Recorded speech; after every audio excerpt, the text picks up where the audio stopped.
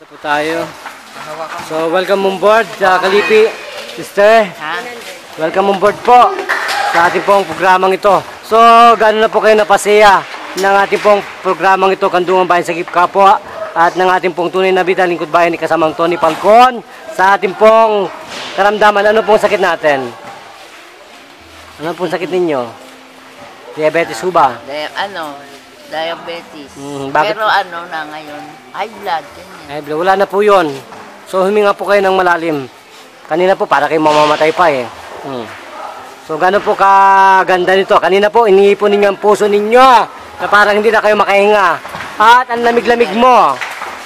Huminga lang. Kasi nagsisiro balance na po ang inyong blood sugar. Ang kailangan po doon ay pitikin. Ang dapat pitikin, ito po yun, hindi ko papakita ha. Yun po yan, yung napakasakit na vital na puhunan po namin yan sa judo. Doon po kami sumusuntok para po matapos ng labanan. Segundo lang po pag tinamaan ng tao doon, sigurado. Baksak. Parehas na po kami titigil sa walang kwentang laban. Ano po? So, saka po ito. Dan po rin pipitikin. Ano po? Yan, at saka dito.